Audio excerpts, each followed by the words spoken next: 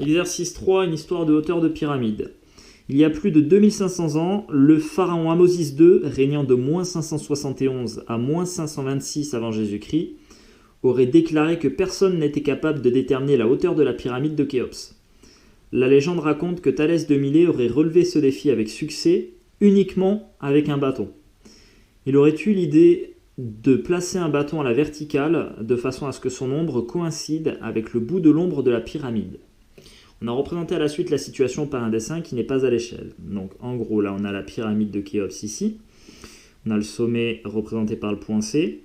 Et donc ce fameux Thalès de Milet, il aurait placé un bâton là représenté par le segment NM à la verticale, de sorte que tu vois l'ombre du bâton, qui est ici le segment AM, coïncide avec le bout de l'ombre de la pyramide. L'ombre de la pyramide, là, hop, on l'a grisé ici. Voilà.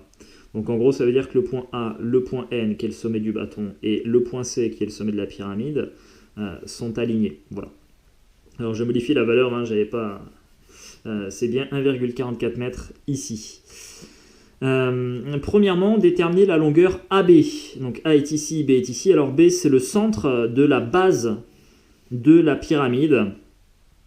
Donc déjà, on va pouvoir déterminer... Alors, on a la longueur du point A jusqu'ici, là, au début de la pyramide, qui vaut 85 mètres. Et ensuite, on sait que le côté de la pyramide, ici, mesure 230 mètres. Alors, étant donné que B est au centre, eh bien, la longueur d'ici jusqu'à B, voilà, ce sera la moitié de 230 mètres. Donc, en fait, ce que j'ai en pointillé ici, ce sera 230 mètres divisé par 2, et ça fait 115 mètres. Donc, je vais mettre un point intermédiaire ici, et là, on a 115 mètres. Donc, maintenant, pour retrouver la longueur AB, eh bien, on va rajouter donc les 85 mètres à 115 mètres. On va écrire.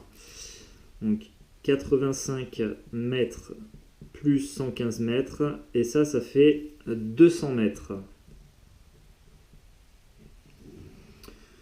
En déduire en justifiant la hauteur BC de la pyramide.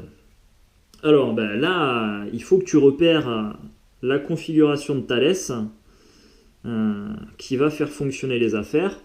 Alors tu vois, on a le point A ici, B, C, donc ça forme un triangle, on a même un triangle rectangle, et ensuite on a un point M qui se trouve sur AB, on a un point N qui se trouve sur AC, et le triangle AMN, il est aussi rectangle en M.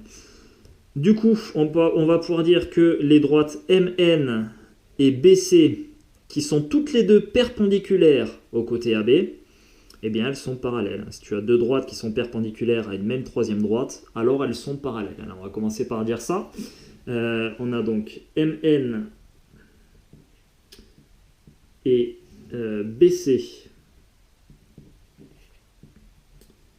sont perpendiculaires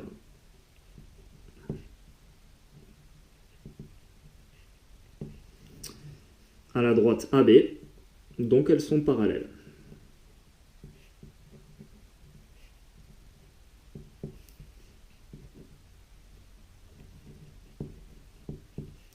Ça, c'est un des premiers points pour pouvoir appliquer le théorème de Thalès. Ensuite, on va le rappeler, hein, M est un point de la droite AB. Et enfin, troisièmement, N est un point de la droite AC. Ok, on est dans les bonnes conditions pour pouvoir appliquer le théorème, et c'est ce qu'on va faire ici. Hop, donc d'après le théorème de Thalès, on fait encore l'effort de rédaction, hein, donc d'après le théorème de Thalès, on a le rapport des longueurs suivant, AM sur AB,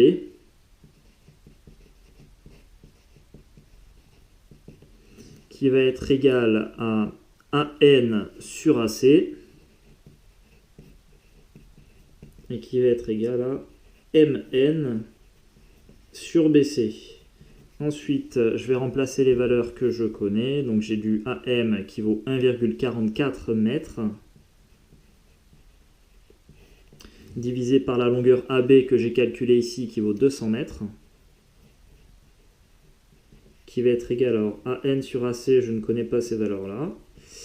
Et ensuite, je connais MN qui vaut 1 mètre, c'est la longueur du bâton. Et enfin, BC, c'est la hauteur de la pyramide, ce que je cherche.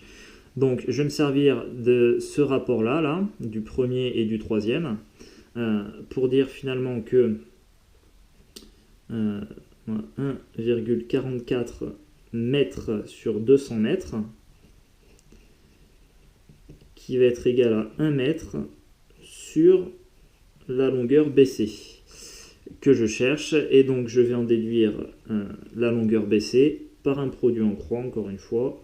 Donc ma longueur BC, ce sera 1 mètre multiplié par 200 mètres divisé par 1,44 mètres. Je vais faire une passe à la calculatrice. Donc 1 fois, allez, bon, allez, si je vais faire, allez, bon, 1 multiplié par 200, mais ça ne sert à rien de multiplier par 1, hein, ça fera la même chose. Hein. Mais bon, on va le mettre quand même pour pas te perdre, parce que des fois on voit pas, on se dit mais le 1 il est passé où? Bon, 1 multiplié par 200 divisé par 1,44, entrée, donc SD pour avoir la valeur décimale, et donc là on a du 138,8888888. Au bout d'un moment il finit par m'afficher un 9. On va arrondir au mètre, tant qu'à faire, hein, ce sera suffisamment précis, et donc on a environ 139 mètres pour la hauteur de la pyramide de Khéops. Donc on va écrire BC. Alors là je mets environ égal, hein, puisque je prends une valeur approchée. Environ égal à 139 mètres de hauteur. Voilà. Bon, ça c'est une légende. Est-elle vraie ou pas? On n'en sait rien. Toujours est-il que... Enfin, peut-être que les historiens le savent. Moi en tout cas j'en sais rien. Je t'invite à faire des recherches si tu veux savoir. Mais toujours est-il que le théorème de Thalès, lui, fonctionne très très bien.